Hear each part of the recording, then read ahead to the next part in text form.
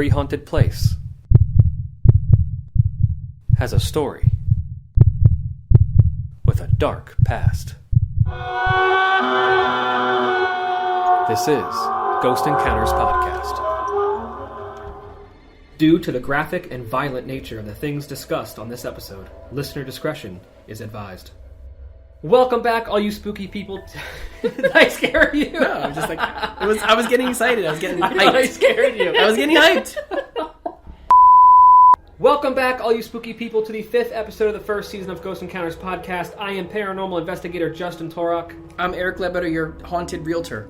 With us again is Jordan Balterson. Yay! Jordan, I think at this point you should just be a regular. How do you feel about that? I'd love to. All right, fantastic. It's settled. Fine. I mean, we do have some paperwork to do with HR.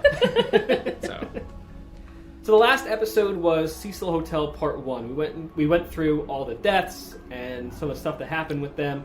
But there's a lot more with the Cecil that we needed to talk about. That's why I feel like we needed to split this into two parts, because we didn't even get into the serial killers. We didn't get into the autopsy report of Elisa Lam.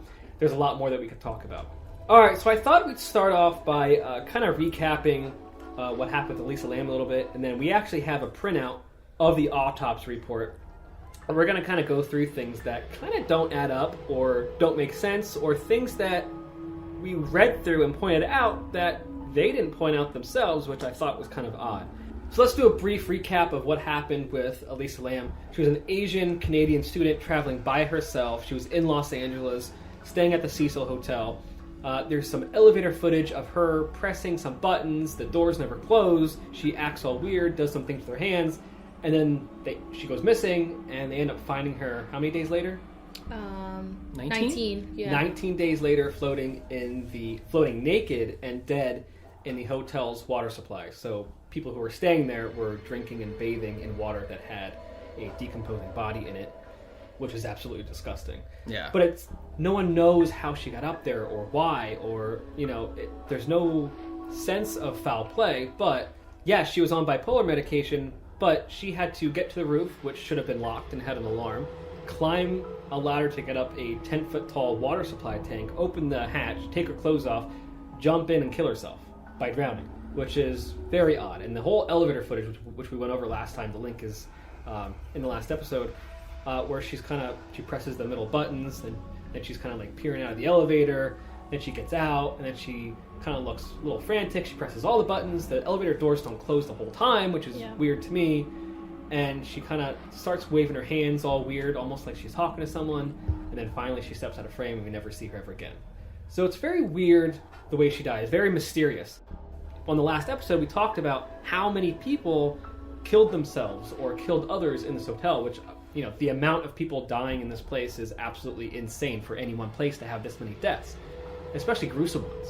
Well, I think we talked about the last episode that there was over 80. There's like over 80 confirmed deaths. You said you watched the Netflix documentary, and the owner of the hotel said there was even more. The manager, and it was crazy because the crazy ones that happened, but you don't take into account all the ones that didn't make the news, like people that died of natural causes or people that took their own lives and it just like they were homeless, or because it was kind of a hotel for wayward people at some point, and like a lot of people just happened to die, whether it was drug overdoses or they committed suicide and just was never really recorded. So it just is a really dark hotel. It is, and like I said before, some people speculate that there is something in this hotel that's almost like a portal to another dimension, or has this connection with demons that make people kill themselves, or it's just, for some reason, literally a dark place with this shadow overhead that causes people to kill themselves or do horrible acts. There must be a reason why 2 serial killers were attracted to this place and stayed there, and we'll get into that in a little bit. But it's just very weird, the amount of deaths and the amount of gruesomeness that this hotel has had in the last couple decades. Well, what I thought was weird too, and I correct me if I'm wrong, and we might have said this last time, but I think this was the first documented suicide ever, like 1927, first documented suicide ever in history. Ever. Like, I'm sure there's suicides that have happened, and you can fact check me maybe later, but I know that when I was reading on it, I remember thinking that, and I think that that's significant to the kind of what happened, the trajectory of that hotel. Like, if it's true that was I'm sure it's not the first suicide, but maybe the first recorded one. Right, because, I mean, it was 1927. That was the first death in the hotel was a suicide. Right. So maybe that kind of, like, spearheaded all this craziness. Yeah. I don't know. It could have been. Yeah. I mean, who knows? I mean, something definitely evil and dark is in and around that hotel. There's no doubt about it. Yeah, absolutely. I mean, there's for anyone who's a skeptic listening, I mean, how can one building contain so much death? Yeah. And so much mysterious death. Right. You know, like serial killers, the Black Dahlia, Elisa Lam, you know, the whole thing with Skid Row and the TB stuff that we talked about last time. It's like super cursed. Maybe we don't want to go there. Try it out for size. Pass. So as I'm editing this, I thought, wait, did we just capture a fourth voice? It's only the three of us in the room. And there's another voice that says pass in a voice that isn't ours and over us laughing. Did we just capture an EVP during our podcast session? Listen to it again. Try it out for size. Pass. Try it out for size. Pass. Try it out for size. Pass. So let's look at this autopsy report of Elisa Lam. I know a couple things stood out to me. And the first thing I'm going to point out is people are saying that Elisa Lam had a manic episode because she was on bipolar medication and they found alcohol in her system. They did find alcohol in her bile. And looking at the autopsy report, they found 0.02 grams % of alcohol in her bile. We checked the charts, we looked at her body weight compared to that amount, and that is only equivalent to half a beer. So it's not like she was slugging back shots of tequila. It's equivalent to half a beer. So let me be skeptic / on the other side of things. And, you know, obviously none of us are doctors. I think Jordan's probably the closest to it. But none of us are doctors. I would say if you found somebody after 19 days, could the amount of alcohol in her bile that they found be less because it was such a long period of time? Number one. And number two, I mean, she was 120 pounds and on medication. So when you drink a half a beer and you're on medications for a bipolar disorder, it does have a different effect on your body than somebody who's not on medication. Maybe. True. So I think that's kind of like the other side to look at too. I mean, looking at the footage, there's definitely something really, really strange. Like, a half a beer wouldn't really do that to anybody, in my opinion. Right. But I just want to say, for the people that are rolling their eyes, thinking like, yeah, come on, she might have been doing something. But she gets strange, like, halfway into the video, when she starts waving her arms. She doesn't act like that right away. Which is, you know, if she was in a manic episode, it would just be immediate that, okay, well, she's, like, you know, she's acting all insane. Right. You know? But it's not right away. She kind of looks a little scared at first, and then it looks like she's almost talking to someone, but people think that she's just manic the way she's moving her hands, but we're never going to know. Right. We can only speculate based on the evidence that we have. And the evidence that we have is in the autopsy report, which there are some weird things in there, but I mean, that's the amount of alcohol they found in her bile. I don't know if that means that has decreased from 19 days. It doesn't say that in the autopsy report, it just says the amount that they found.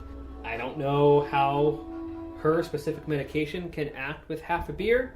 Has she ever drinking before? We don't know. You know, these are just answers that we don't have, but we can only make speculations. But I just, personally, I don't think that half a beer is going to make you do something that insane. Yeah, I mean, even on medication. If anybody's out there and they know the answer to that, leave comments for us, and we're happy to research it or look it up. I think, or if you know better than we do, which probably is a lot of people, let us know, because we're curious to know. So let's take a look at some other things. Here's something that I found that was kind of odd, and they don't mention it ever again. I'm reading straight from the autopsy report. There is a reason there is a listener discretion at the beginning of this, because there are some words that might be uncomfortable for some people. But here we go. The anus is edematous and shows pooling of blood in the subcutaneous tissue surrounding the orifice. So basically what that means is the deepest layer of tissue is swelling with blood. From my research, the only way that can happen is if there's some kind of trauma. So that means there's some kind of trauma with her anus. Can this happen just by being in a water tank? Personally, I don't see how. How is blood being pulled into the deepest layer of tissue? But they don't mention it anywhere else. They don't mention anything about it, but trauma has taken place in her anus. Right. But doesn't it, if you keep going, it says that there's no edema? Didn't you just say that? The extremities show no edema. So if there's no edema anywhere else, why is it in that specific area? right, there's no edema anywhere else, just in her anus. Well, and there's also no joint deformity. There's no abnormal mobility, so it doesn't look like anything's broken, anything's traumatized. Right. There's no There's bruising. there's no Yeah. punctures, no needle Right. tracks, Right. Nothing that shows any sign of taking those kinds of drugs that would show that. But there's some kind of trauma with her anus, and they don't mention it ever again. Right, so it's weird because you would think, like, okay, something definitely happened. Either one of two things happened. There was some sort of trauma in that area, or something happened with sitting in the water for 19 days that we don't know about. But what's even stranger is that the autopsy report mentions nothing again. No, that's about the that. only time they mention it. Yeah, They isn't don't mention that it on anywhere page else. 2? Yeah. It is. Yeah. Right on page 2 of the autopsy report. Let's skip ahead here. This is about... Next pages are about them cutting her open. There's no trauma with her mouth. There's typical late postmortem softening and discoloration. That stuff's normal. They go through the urinary system, the gastrointestinal system, and it looks like everything else is somewhat normal besides being in water and decomposing. Her genital system is fine besides postmortem discoloration. Yeah, they talk But- about her vagina being perfectly normal. There's no lacerations or trauma to that area at all. Correct. But there's not a section on here about her anus besides what we saw. Like, there's not... Everything else has a separate section on here. There's no section about her anus, and that's the only thing that we see about it. So here's another thing that's weird. Cause of death. They have natural, suicide, homicide, accident, and could not be determined. And it looks like could not be determined was marked off first. No. Accident wasn't marked off first, 6/15/13. And then could not be determined was 6/18/13. Yeah, but it says error. So I think they're saying that I don't know. error was made and they fixed... Yeah, I don't know. It looks to me It's like very, that's it's very strange. So here's what they have. Accident is X'd off for 6/15/13. But they also have could not be determined X'd off, but then scribbled out saying error 6/18/13.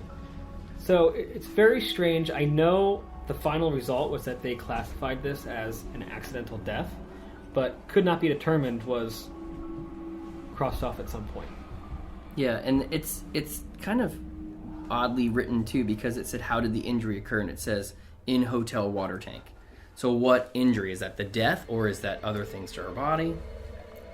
I mean, if you look at the one page we were looking at before, where it shows that she has a lot of splotches all over her skin, probably from decomposition and being in water. Mm-hmm. Maybe they're talking about that, or maybe they're actually talking about... I mean, we're not autopsy experts, but we're just reading to you, word for word, what it says on here. And here's another thing that's weird. There's a box that says toxicology requests. There's things that you can check for, right? Alcohol, carbon monoxide, other... They didn't cross anything off. There's just a line that says limited blood. So does she have a limited amount of blood in her body from I don't know. something going on? Maybe. That, to me, that's very strange too. Yeah, I think it's interesting when you look through these autopsy reports because, I don't claim to be, again, a doctor, but it seems like in something this strange, there would be more notes or more information about it that would be consistent. And maybe there is more out there, we're just not seeing it, but there's certainly, it does seem strange. And in the witness statements, her sister gave information that she had a history of depression and bipolar disorder, and she listed off the medications that she was taking, but also said she has never had any suicidal indications or known prior attempts. Well, I think we talked also last time about her blog, and in her blog it says, she writes, I don't feel the need to hurt myself. I think Correct. she's just feeling like sad and alone and kind of like, adolescent-y kind of stuff. Right, normal things for someone who's suffering from bipolar disorder. Well, also being young too, Depression.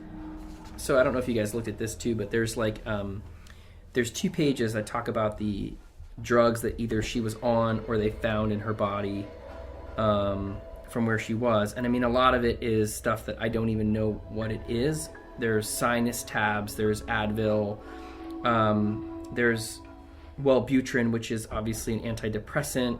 I think the ones that we don't know are the bipolar medications. Bipolar medications, yeah. So, I mean, definitely she was on 1, 2, 3, 4, 5, 6 medications that I certainly don't know what they are, and then maybe a sinus medication, an Advil medication. So 8 things in her body that she was taking. So I do think that there was probably something to do with what was going on with her bipolar disorder, but I mean, still, I don't know if that's enough to get the reaction she got from that whole elevator thing. Here, this is the one I was looking for. That shows the stuff that was actually present and stuff, which is like barely anything, which I thought was pretty neat to look at. Okay, so if you're looking at the bile, the specimens, they did a specimen of her bile, which showed the 0.02 grams percent of alcohol. Right, of alcohol. And then they did a specimen of her blood and heart, and it shows the only presence of, and I don't know how to say this, bupropion, which might be the ibuprofen, the Advil that she was taking. Yes. And the venlafaxine, which I don't know what that is, but I'm assuming that might be a bipolar, but we can look it up. So those are the only 2 things that were in her body. Like, there's no fentanyl, there's no marijuana, there's no drugs, there's no nothing else, which I think is interesting. And then they found the same in her liver. So very little drugs in her body, which leads me to believe that, like some of the things that we researched, that she had stopped her medications, or she was not consistent with her medications. So she wasn't on a crazy amount of stuff at the time she died. Yeah. I looked this one up before. This is an antidepressant and a nerve pain medication, because then they were trying to say stuff about being on those kinds of nerve like pain, like meds. If you're on nerve pain medication, how does that affect any outcome? Right. And it seems to be little. So it's like, it's just crazy. There's not a lot in her body at the time they found her. It's weird. There's a lot of dates that are being crossed out. The whole thing with the accident could not be determined. Then we have on the medical report page, final on, it said 6/18/13, but then it was crossed off to say 6/19/13. And then we have page 13, evidence, and it says revised 3/25. Well, actually, it says revised 3/22. Then it's crossed off, and it says revised 3/25. So it looks like the original report was on 3/22, and then they added or modified stuff right on 3/25. But if you look at this, that's almost 6. If 6/19 is the final, that's a long time. 3 months. They were from the revised, but they found her body on what date? The February 19th. So if they found their body on February 19th, they didn't do the autopsy until the end of March? Or did they do it in July? No, June? it looks like I have a date up here that says 2/21. Oh, okay. 2/21, that's when they started it. They looks like It we're took them 4 finalizing months. their evidence on 3/22. Then it's crossed off to say 3/25. Then everything all together, it says final on 6/18, crossed off to say 6/19. So they were looking at her body for quite a few months. What did you just say, Jordan? 4 months. I wrote that down for the last podcast. Took them 4 months. Wow. 4 months. That seems crazy. Yeah. And I think there's one other thing that I wanted to point out. Where's that page that says like 2 different people? Oh, here's what was weird. Investigator. It says Kelly Y. Gangle-Lerner. Then it's crossed off to say just D. Bartone. Mm-hmm. No first name. So what's going on with this investigator? Why is this investigator being crossed off with someone else's just first initial last name? I don't know. It seems like, I mean, I understand this. it seems like a sloppy autopsy report. It does. Yeah. And I understand this was a very strange case, but it looks very sloppy and not well put together. And it looks like too many things are crossed off.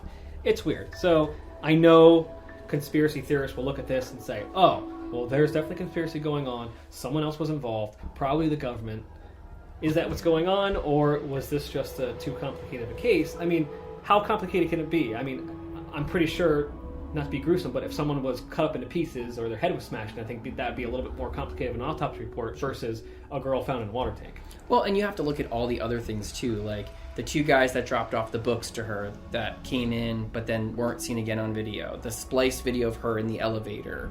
There's just so many unanswered things with her. And, I think when we look at the basics of it, there was this young girl that was traveling that had a very, very strange reaction to something. So something, whether it was real or not, was very real to her. Right. That was going on. And was there foul play? I mean, there's no signs of it. I mean, in the doctor's defense, it's good to have a second opinion, to have It always somebody is. else to come and look at it. I mean, especially me working in the medical field, you definitely want somebody else to back you up and everything like that. But to have more than one person back you up, things are going to change. Their outlook on what they're looking at is going to change. And then that changes results. Yeah, I mean, I think it's like any doctor. If you go to one doctor for an ailment, they might tell you have one thing. You go to a doctor for some, for the same ailment, they could tell you it's something different. I think it really is based on research, but also the, what's the word I'm looking for? The opinion, the subjective opinion of that doctor that's looking at her, or the researcher that's looking at her. Again, like you said, I don't think we're ever going to know, but, it's so strange what happened to her. I mean, like, unusual, and it just was like a crazy timeline of events, and I feel bad that she was tortured in the way that she was and then died. We're never going to know a definitive answer of what happened. We can only speculate and look at evidence that we're given, but we're never going to know the final answer, and it's sad because I wish we could, because it's sad what happened to her, but at this point in time, we're never going to know what actually occurred that day. Mm-hmm. Let's put this autopsy report away. One thing we didn't get into last time was the fact that 2 serial killers stayed at the Cecil Hotel. That we know of. That we know of. That's true. Yeah. There could have been more, and we just developed. There's 2 100% that we know of. No, in this freaking hotel, there was probably 10. So the first known serial killer to stay at the Cecil Hotel was actually Richard Ramirez. We talked about Richard Ramirez in a previous episode when we were talking about Ramirez and Manson. And Ramirez actually stayed at the Cecil Hotel. It doesn't say that he killed anyone in the hotel, but he was a long-term resident. How long did he stay there, Jordan? A month and a half. A month and a half. Yeah. So he was one of those long-term resident kind of people. I mean, he was always bouncing around from place to place, and it just makes sense that someone as dark as him would kind of use the Cecil Hotel as a long-term residence stay. Well, we know that he didn't have a job, and all he did was steal from the people he killed. So, when you walk into a hotel and you see that it's $14 a night, you're going to stay there. It's a no-brainer. Yeah. Yeah, at that time, the Cecil Hotel was mainly for low-income people looking for just a place to stay. It wasn't a good place at the time. I mean, it never really was a good place, I would say, but it was a little more run down back then. But one story that, Jordan, you were telling me about, I seemed pretty wild. You told me that after killing someone, he dumped his clothes in the dumpster, his bloody clothes in the dumpster, and then just walked through the hotel in nothing but his unders. Yeah. Who did he kill when he did that? I have no idea. I don't know if they know themselves. I know that he did kill before, during, and after he was at the Cecil. Mm-hmm. But yeah, he walked in, he committed a murder, was covered in blood, took his clothes off in the alley, burnt them, went in, and then just walked through. He burnt them. He didn't throw them in the dumpster. He burnt them. I think they were burnt. Burned? How did they know that? How did they know that he did all that stuff? Is it on video or is it? I don't know. I read it in a couple different ways. Like, I read it was dumped. I read it because obviously, if you're going to see bloody clothing, somebody's going to do something with it. They're not just going to leave it there. Well, unless it's the Cecil Hotel. Well, that's true. And next to Skid Row, you never know. Yeah. But then there was other people that said he burned his clothes. Whatever he said, she said. Right. But we know for a fact that he dumped bloody clothes somewhere, did something with it, and walked through the hotel in nothing but his unders. Yep. And no one stopped him. No one said anything. Like, it was almost just, here's a regular day at the Cecil. Yep, someone walking around almost naked. Yep. Well, there was also the one story, remember, of the woman that was like kind of hysteric, walking through the halls screaming? So it's like that hotel is known for having psychopaths kind of do stuff like that, and maybe that's just was normal behavior. Right. And the people that were murdered, I mean, they must have screamed. Yeah. No one heard anyone. Let me add that he also stayed on the top floor. He was near the top floor, right? He was on the top floor. He was on the top floor. Yeah. Oh, wow. Did not know that. And the other people that killed themselves, like the guy who shot himself, no one heard a gunshot? Yeah. I mean, you're in hotel rooms. They're not soundproof rooms. There's a bunch of people staying there. It's not like you're separated by floors. Yeah, I think you have to look at the time frame or the period of time that the people stayed there. I imagine like in the 20s and 30s and even 40s, that stuff might have gone more ignored because, you know, like social media now is crazy. Like something happens, you hear a fly flying and people post it, you know. But back then, it just was kind of like mind your own business, whatever. I mean, there's lots of stories back then about people, you know, being beaten up in the streets and nobody reporting it, and like people watching it, stuff like that. So kind of a mind your own business kind of. Right. And then as like Ramirez got there, where it was Skid Row time, there was probably lots of strange things happening, lots of homeless people, lots of drugs. So seeing somebody walk around in their underwear, you know, looking crazy was probably like, all right, that's normal. Yeah. In today's day and age, it's insane. Like, because you know, if someone heard a loud noise, like a gunshot, someone would say something. Yeah, sure. You know, look at everybody became investigators during this Gabby, whatever her last name is, thing. Everybody's on that. There's people out looking for her right now. Right. Or looking for him right now. Looking for him, yeah. Right. So people solved that case. So it's natural. It reminded me, honestly, of Ramirez because the people took Ramirez down. And that's exactly what I hope happens to that kid that killed Gabby. Right. What else did Ramirez do while he stayed here? I mean, so he killed before, he killed after he stayed there. He killed probably during he stayed there. Yeah. You know? I think there's reports that he drew pentagrams all over his room. Yeah, that is a thing. I think there is one still there, like, today. Like, I think you can still find a couple of his pentagrams. What? Wow. Yeah. Now I really want to go. Yeah. Now I really Right. I think you can still find them. I know. He probably wrote them in the bathrooms because they had their little dorm bathrooms. Yeah, so... Yeah. I know there is one picture online that when we were doing the research for the last one came up, you know, and you could see it like above the bed or something, like near the bed. Yeah. I know Zach Baggins went there with Ghost Adventures, and he actually brought pictures that Ramirez drew to the room that Ramirez stayed at. I want to know how the hell he got those pictures. I don't know how he gets or how some much of the he things paid he for gets. them. You probably don't want to know. But I don't know how he gets some of the things that he gets. It's insane. But I thought that was pretty cool that he brought that stuff there. Yeah. Wasn't there an EVP that said your mom? Yeah, because he was like not interrogating. What do I want to say? Ramirez was kind of like taunting Zach. Yeah, taunting. Yeah. You know, it was very interesting, and it's definitely something that Ramirez would say. Yeah, yo mama. Yeah, that's great. That's great. But Ramirez wasn't the only serial killer that we know of. There's also, after Ramirez, there's a guy named Jack Unterweger. He was from Austria, right? Yeah. Okay, and I'm pretty sure he was killing people overseas before he came here. Well, he killed somebody, and I think she was 18, killed her, then he went to prison for 15 years. Oh, wow. But then they let him out of prison. So he was, saying quote, that he unquote, reformed. Yeah. Right.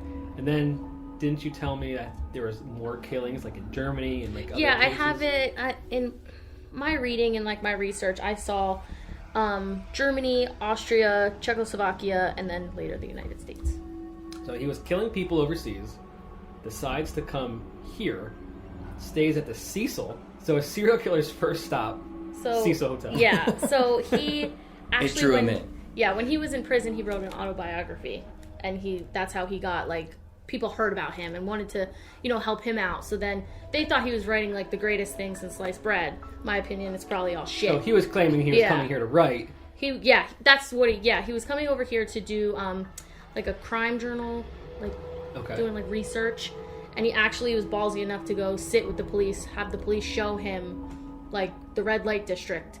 And then that's later where he started killing. Right, so he was killing prostitutes by strangling them with their own bra. Which is exactly how he killed the people overseas. And what the crazy part of it is that he was able to convince police officers to say, I'm reformed and I'm writing a crime journal on people like me about serial killers, where they led him to where there are prostitutes so that he could kill them. Which is, to me, like, next level serial killer. That is next level. I mean, that is some mind games right there. Yeah. That's crazy. I hate him. So he was eventually caught I think he's stupid. He's so stupid. Like, you literally profiled yourself in that case. Right, you're killing people the same exact way every single time. Same kind of people, the same exact way every single time. I think Ramirez just enjoyed killing. I don't think Ramirez gave a crap what he used or how he did it. That's why we were saying it was so hard to track Ramirez, because there was no profile. He was all over the place. But I think with killers like Unterweger, they have this need, right? Yeah. If they don't do this thing, they will literally go insane. It's like an itch. They have to kill people a certain way. We know that because we've studied serial killers before. Yeah. And there's a lot of serial killers that love to do specific things to people. Yep. And that's how they get profiled and caught. And Unterweger was one of them. Did he get caught here, or was he in another state? Like, did He got caught here. He got caught by the U.S. Marshals in Miami. In Miami. So he did his killings in L.A. and then went to Florida. He murdered people in LA, and then when he left the Cecil, he still continued to kill people. But he was like living with friends and stuff like that, just bouncing around, and then eventually they caught up with him. Like, he knew that they were coming for him. Like, they made it, like, they put him on a list. Like, he knew. But then after he got charged, I think he was convicted in 1994. That could be wrong. Maybe it's 93. I'm not sure. He actually killed himself. He committed suicide before he even... So they caught him. He kills himself in prison. Yeah. Right. And he killed himself tying the same knots that he used to kill people with. Crazy.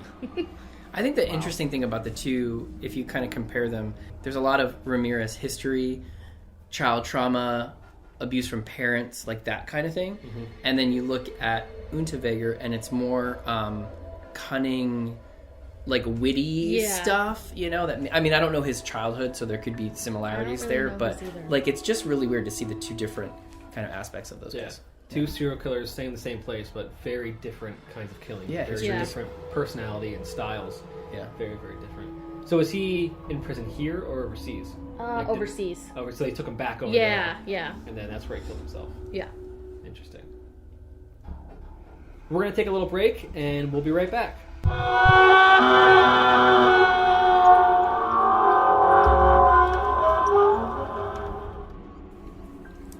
Ghost Encounters podcast is sponsored by the Eric Ledbetter team with Iron Valley Real Estate. Contact the Eric Ledbetter team for all your real estate needs. Visit theericledbetterteam.com. Also sponsored by Phoenix Fire Media. Bring the heat to your competition with expert marketing, photography, and video production. Visit phoenixfiremedia.com. If you are enjoying the Ghost Encounters podcast, hit subscribe. Follow us on Facebook and Instagram at Ghost Encounters PA. That's at Ghost Encounters PA. To watch the Ghost Encounters show, visit ghost-encounters.com.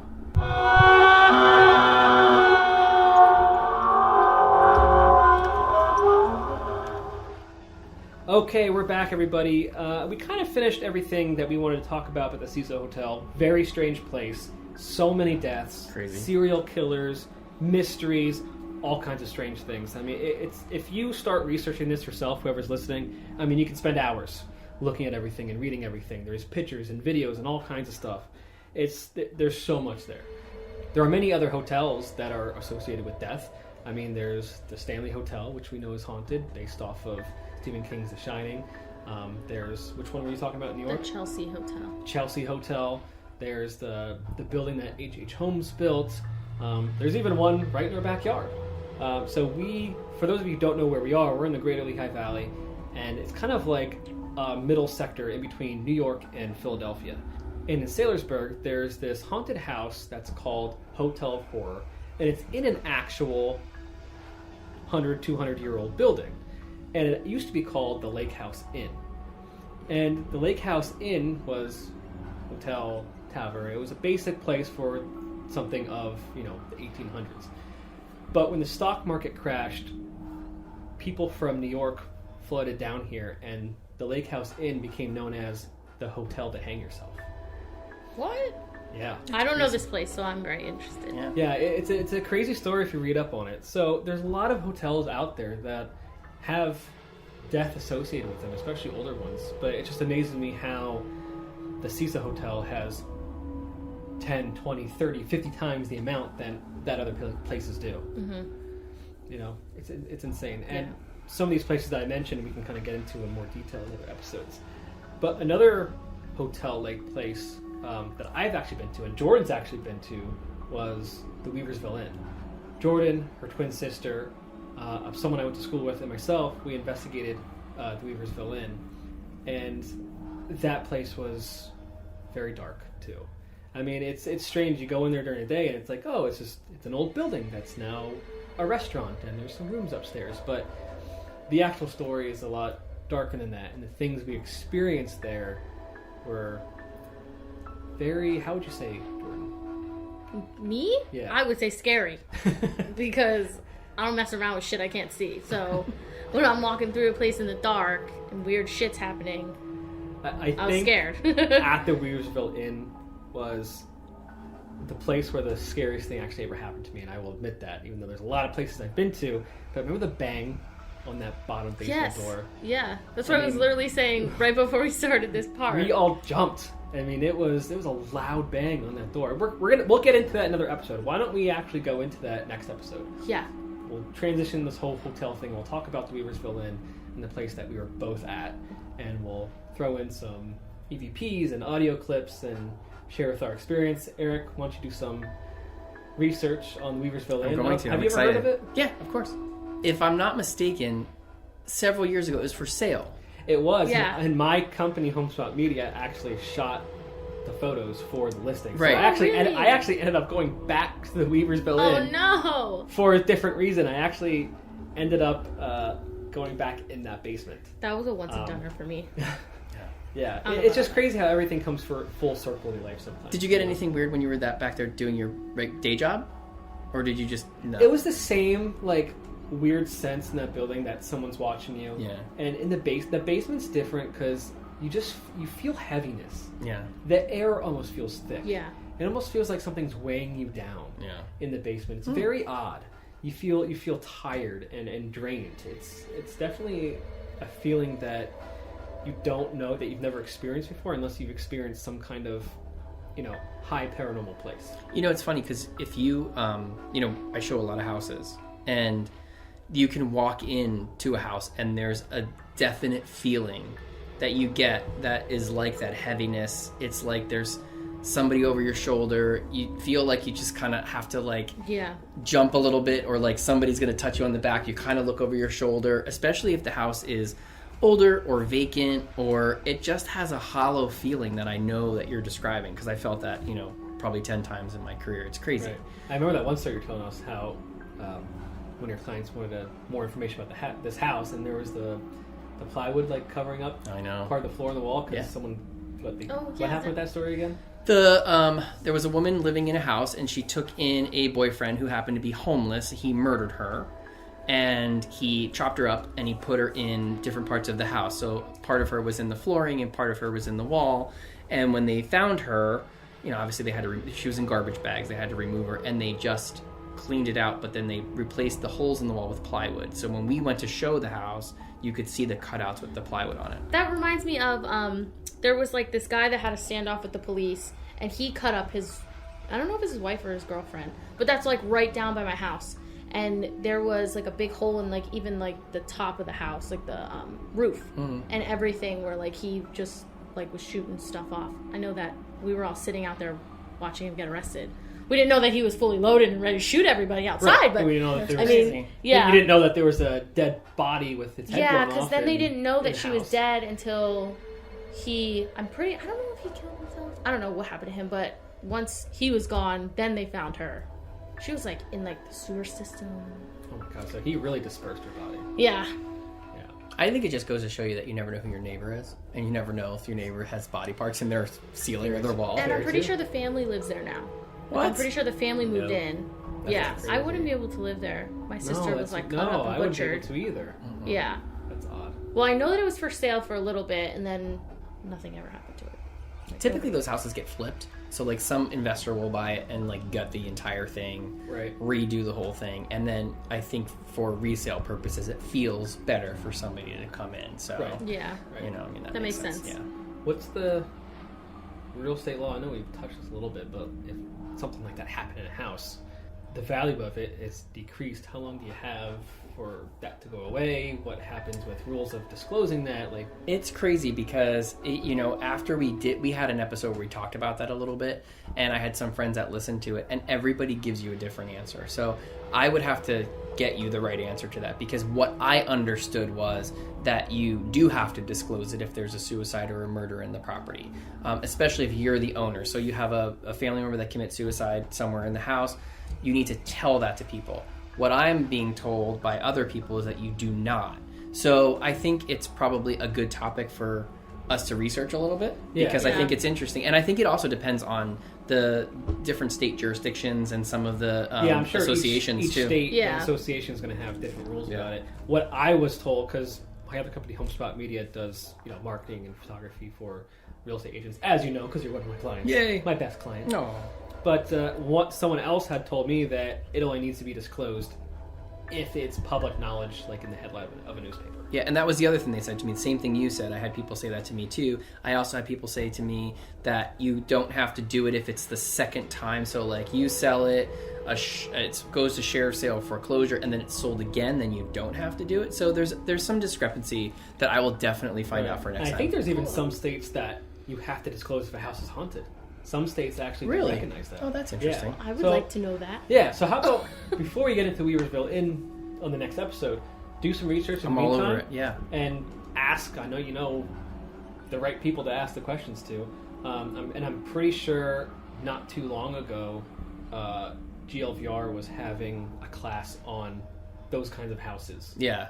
They're called stigmatized houses. Stigmatized houses, and one of the sections of that class was actually about hauntings, right? Stuff like that. Exactly. Yeah, so, I'll definitely do some research for you guys and bring that. It is recognized. Yeah, it's cool. You know, and so yeah, if you can give us that information, I'm curious to know. Yeah, I'm sure every state's different, but it'd be nice to know like which states do you have to disclose it and stuff like that. You got it. On the seller's disclosure, is there a section for was there a death here? No, there's not. That's interesting. Yeah, there's not. Do you think that like if it was a rule to disclose it, you think it would kind of be in that section? Right. I'm sure that's kind of a sensitive topic, especially if it was a family member or something. But I feel like, I mean, if I was buying a house, I mean, I did buy a house, but I would like to know if something like that happened. Well, I think also, too, you have to remember that a lot of people die of natural causes in their own homes. That's true. So, and, you know, a lot of generations live in the house. How far do you go back? Do you disclose if grandma died in the rocking chair in the living room or in her bed, you know, of just like a heart attack or something? So there's so much of that I think it gets into, could that then be considered a stigmatized property? If you believe in ghosts, then maybe. If you don't believe in ghosts, you know. So I think that's why they don't have it on there. I mean, I'm not 100% sure, but that's my guess. Well, next time, how about that makes sense. Give us the answers. I'll do my best, I know you'll guys. find it. I'm looking forward to it. Yeah, me too. I want to know like the hard like yes or no answers to those questions. Maybe pissed a little bit just to figure out that I could move into a house that's haunted.